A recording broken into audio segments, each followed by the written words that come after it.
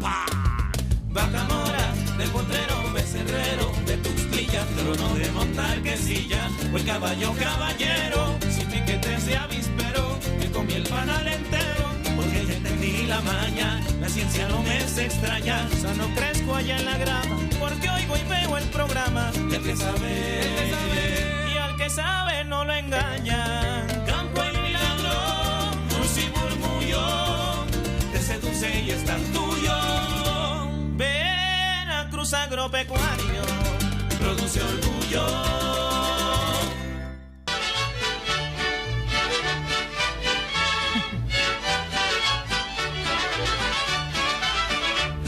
Esas tierras del rincón las sembré con un buey. Ay, qué buen tema. Muchas gracias, Osvaldo, por traer a nuestro presente esta pieza clásica. Se me reventó el barzón. Qué buena melodía que parece atemporal, ¿eh? Desgraciadamente hay quienes siguen enfrentando desde mucho tiempo esta situación económica complicada, adversa, en un país en que los ricos son muy ricos y los pobres muy pobres. Pero bueno, precisamente para aprender a aprovechar mejor el entorno, los recursos y contribuir a la evolución emocional de alguna manera, ¿por qué no? Pero también de información, de inteligencia, de implementar nuevas estrategias amigables con el ambiente, pero que vuelvan más eficientes la producción, en este caso particularmente para el sector ganadero.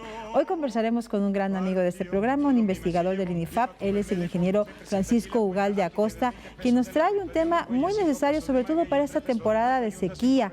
Es importante que ustedes, conozcan o contribuyan o incrementen esta cultura de la prevención, y para eso hoy compartirá de este proyecto maravilloso que consiste en silos de maíz y sorgo.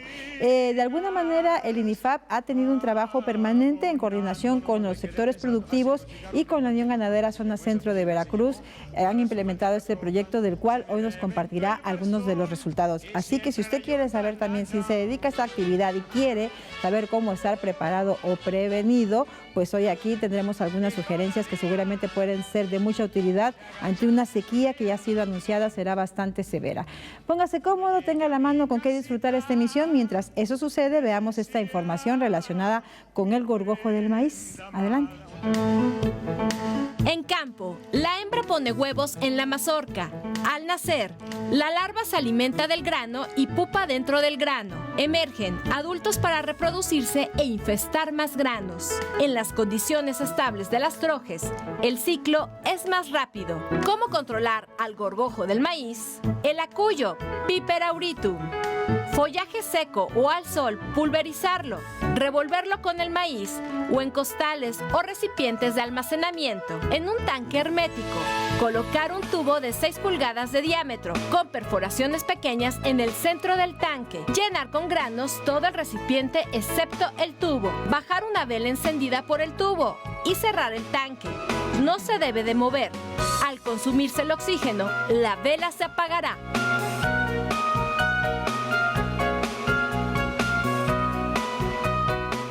Ahí está esta información que en ocasiones puede ser algo que le preocupa a los ganaderos. ¿Cómo controlar el gorgojo en el maíz? Pues bueno, ahí está una alternativa. Gracias a Ana Laura Rodríguez Durán por esta información. Y ahora, amigos, nos vamos a enlazar a través de la tecnología hasta la zona centro del estado de Veracruz. Allá se encuentra el ingeniero Francisco Ugalde Acosta. Él es investigador del INIFAP, del Instituto Nacional de Investigaciones Forestales, Agrícolas y Pecuarias. Y como ya le decíamos, y en este programa justamente hemos constatado la gran tradición que tiene el INIFAP de un trabajo pues permanente de investigación desde este conocimiento académico, pero también provoca un intercambio de saberes con los sectores productivos. Con los ganaderos de la zona centro, de la Unión Ganadera Zona Centro, han implementado un trabajo que tiene que ver con la producción de maíz y sorgo, una producción a través del silo, y esto ellos pretenden que tenga un impacto precisamente como una acción preventiva frente a la sequía, entre otras bondades que tienen que ver también con la alimentación del ganado. Así que de entrada saludamos con mucho gusto al ingeniero Francisco Ugalde. Hola, ingeniero, buen día, ¿cómo estás? ¿Cómo y dónde te encuentras? Hola, Isela, pues aquí en Veracruz, desde aquí un gran saludo a todas y a todos, al gran auditorio de Veracruz Agropecuaria. Muchísimas gracias, ingeniero. Pues háblanos de este proyecto Maíz y Sorgo para la producción de silo y el impacto también que ha tenido el proyecto con los ganaderos de esta zona centro de Veracruz. Cuéntanos en términos generales los antecedentes de este proyecto. Bueno, mira, como bien lo decías al principio de la entrada del programa, bueno, estamos en una situación de estiaje, es un estiaje que se presenta año con año. Y bueno, para las zonas tropicales, desde el mes de marzo a principios de junio, pues se reduce la cantidad de humedad. Hay algunos lugares que sigue lloviendo de manera muy esporádica, pero los cultivos y los pastos que están presentes, algunos cultivos como la caña de azúcar, las plantaciones de frutales, pues tienen que soportar y tolerar esta condición. A veces algunas partes se mueren pues por la falta de humedad, otras se recuperan, pero la que sí definitivamente es afectada es la ganadería porque se sustenta sobre una ganadería extensiva de pastizales de temporal. Y la severidad de la sequía pues ha sido ya recurrente y normalmente pues están regidas por la fluctuación de patrones climáticos, como puede ser la actividad solar o las variaciones de temperatura en los océanos. Actualmente la sequía en el país es de las más severas desde los últimos 10 años. El escenario actual corresponde a este fenómeno que los especialistas en clima llaman la Niña y está influenciado sobre todo aquí en nuestro país, en el norte, en los estados muy cercanos a la frontera con Estados Unidos, hacia el altiplano, precisamente por la falta de lluvia que ocurrió el año pasado. Ahora, las sequías no tienen epicentro ni trayectoria, sino una progresión lenta, y es difícil de determinar el inicio y el término. Y precisamente en estos meses de abril y mayo estamos dentro de la temporada de estiaje, durante la cual, como ya mencioné, se reduce la cantidad de lluvia y en algunos lugares pues, no cae. Según el reporte de la Comisión Nacional del Agua, el 15 de abril, en su registro llevaba 85% del territorio mexicano tenía condiciones anormales de una condición de sequía, siendo un 73% con un alto grado de sequía. Aquí en Veracruz se tienen registrados 32 municipios con algún grado de sequía. No ha sido intensa en la mayoría del estado, pero sí hay lugares donde pues, la caña de azúcar, los pastizales representan el principal problema. Esta problemática de sequía se presentó en el 2011, provocando que el 80% del territorio nacional estuviera con algún grado de sequía, y obviamente el problema fue en los sectores agrícolas, pero más en el de ganadería. ¿Por qué en la ganadería? Porque de ahí depende que el ganado se siga alimentando e inclusive siga vivo. Claro. Pero también depende de la economía rural de los ganaderos, que es muy grande, Isela.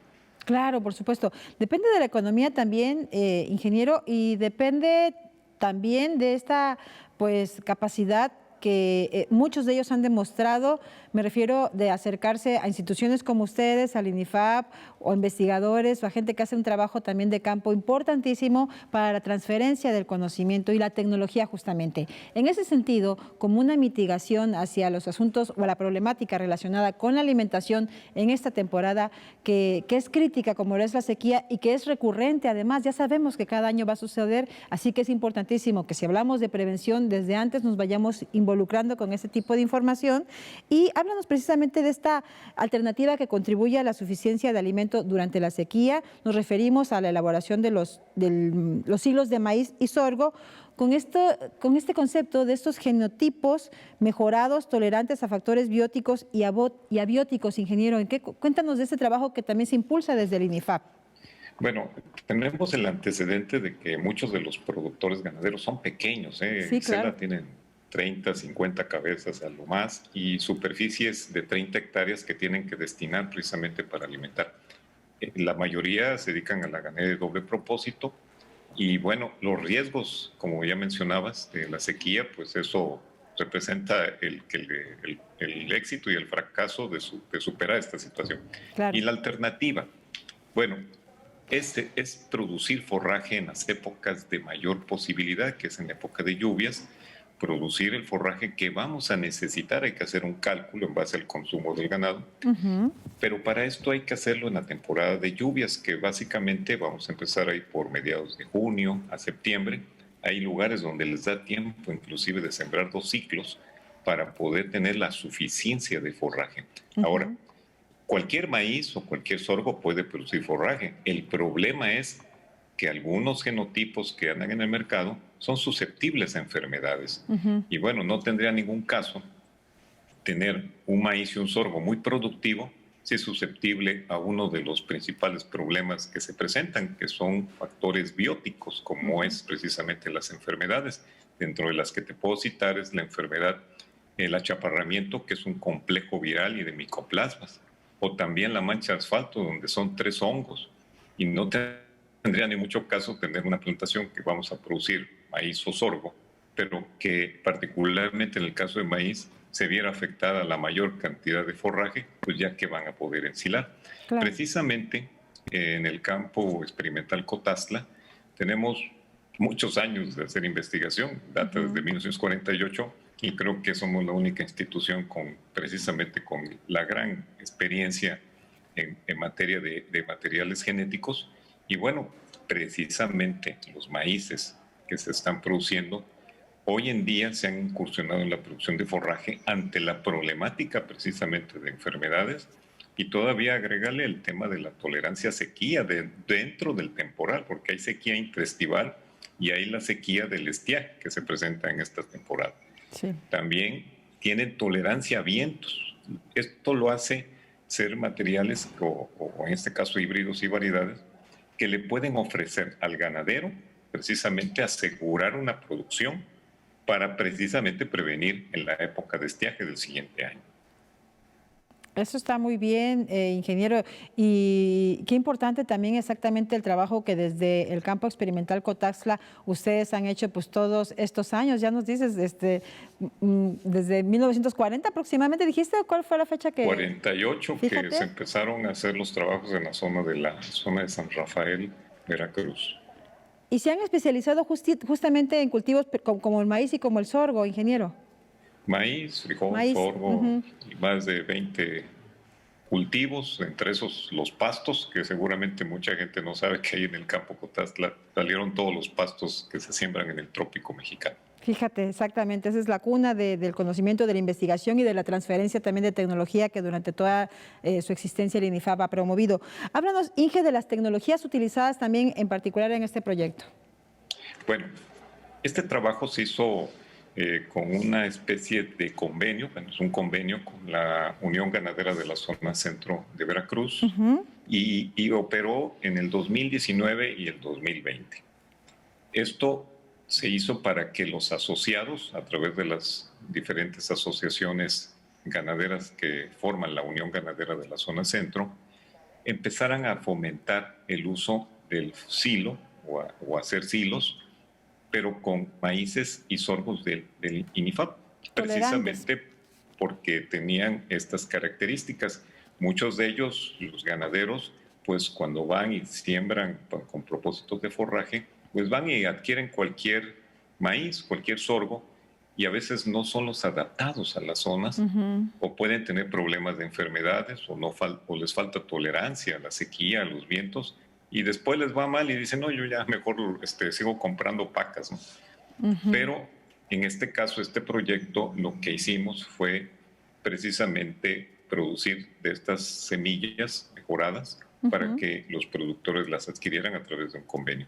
¿En dónde operó esto? Bueno, fue toda la franja seca de Tierra Blanca, Cotazla, en la región de los Tuxtlas, en la cuenca del Papaloapan, y también en la montaña de Jico, muy cerca de ahí de Jalapa. Se sembraron, este es un programa piloto, se sembraron 130 hectáreas entre los híbridos del H520 y validamos el nuevo híbrido que tenía precisamente gran capacidad productiva. Estos mostraron la adaptación que queríamos desde el nivel del mar hasta la montaña de Jico. Buena producción de forraje, resistencia a enfermedades foliares, resistencia a los vientos, y en el caso del sorgo se sembró alrededor de 100 hectáreas con la variedad Fortuna, que precisamente yo digo que es una fortuna que existe esta variedad de sorgo porque realmente es muy, muy particular en resistencia a los vientos. Quiero comentarte que en una evaluación que se hizo de más de 50 variedades híbridos y vino un nortazo, el único que quedó en pie fue la variedad Fortuna. Qué fortuna, como dices, ¿no? Qué afortunados y qué fortuna. Sí. Oye, ingeniero, y qué interesante también toda la cobertura regional de este proyecto y de este programa piloto, pues por las diferentes condiciones también de suelo y de clima que existen en todo este, digamos, en ese territorio. Y imagino que este programa piloto ya empezó a arrojar algunos resultados. Sí, bueno, era parte de darle el seguimiento de cuánto producían, porque ya finalmente en manos del ganadero ya se siembra bajo las condiciones presupuestales de cada ganadero. Sí. Y bajo condiciones muy particulares también. Entonces, cruzándose la pandemia y todo eso nos ocasionó un poco de... Eso que te quería preguntar también, porque dices que... seguimiento. Dices que el proyecto fue en los años 2019 y 2020, en plena pandemia les tocó en plena darle pandemia, seguimiento. Sí, seguimos, de alguna manera, mucho nos apoyó la Unión Ganadera, y eso es importante, la vinculación. Ahora, en cuanto a resultados, pues tuvimos la oportunidad de estar, nos apoyaron algunos ganaderos haciendo estimaciones, las visitas, por ahí. Y el personal técnico de la Unión Ganadera también nos estuvo apoyando. Y finalmente el ganadero que tuvimos la oportunidad después de entrevistarlos, algunos personalmente, con las medidas de precaución y otros vía telefónica, pudimos detectar los volúmenes de producción. Por ejemplo, en el caso ya de toda la superficie sembrada de maíz y sorgo, se estima que se produjeron 11,000 toneladas de forraje, las cuales fueron almacenadas en silo. Y eso es un programa piloto, vuelvo a insistir, alcanzó a alimentar cerca de 6,000 cabezas de ganado bovino por un periodo de 120 días a un costo de 53 pesos, es lo que costaba alimentar con 15 kilos de silo bovino por día. Esto básicamente es para mostrarle al ganadero que el silo es una forma de prevención para el problema del estiaje, pero también que utilice el genotipo más adecuado y no siembre cualquiera, porque después ahí vienen los fracasos y el desánimo de seguir utilizando esta alternativa del silo. Sí, es importantísimo, y para eso pues existen los especialistas, por eso es importante provocar este encuentro entre académicos como ustedes y el sector productivo, ¿no, ingeniero? Así es, esta vinculación que vuelvo a comentarte con la Unión Ganadera, y que para esto, bueno, ustedes conocen al licenciado Jesús Ortega, presidente, al médico Budiño, que son excelentes personas, y toda la directiva se sumó a este proyecto piloto, y bueno, ahí están los resultados. Hoy ya están encaminados, y pues para que ya conocen cuáles son los materiales productivos y cuál es su capacidad de producción. También, Isela, aprovechamos a ir avanzando en la evaluación de algunos materiales, porque ya en campo y en manos de los ganaderos nos permite también saber cómo se comportan. Y una parte bien importante fue sembrar en Jico, donde no tenemos mucha experiencia. Y bueno, ahí el estiaje es al revés, ¿no? Ahí es el que les falta forraje en diciembre, enero, febrero, marzo, por el frío. Ya se reducen los pastos y no tienen capacidad para alimentar al ganado lechero. Entonces ahí se sembraron 2 módulos en esta zona, y bueno, nos llamó la atención que los ganaderos sembraron 2 veces maíz en ese periodo, y fueron los lugares donde se obtuvieron rendimientos arriba de las 50 toneladas de forraje de maíz en 2 siembras, en un mismo ciclo temporal, y pues prácticamente redujeron sus gastos de estar comprando pacas para alimentar al ganado lechero. Oye, qué maravilla. Por el impacto económico, por supuesto, pero también emocional. Yo creo que algo que le preocupa demasiado a un ganadero es cómo va a alimentar a sus animales en estos periodos críticos, como son precisamente los de la sequía o el estiaje. Y en este caso, pues bueno, qué importante que este tipo de alternativas les dan una luz, quiero pensar. Más bien, cuéntame tú cuál ha sido la reacción de los productores que participan en este programa piloto. Bueno, lo importante, también te quiero comentar que Playa Vicente hicimos una evaluación con nuevos genotipos, con variedades que tienen alto contenido de proteína, que para el ganado sería lo ideal.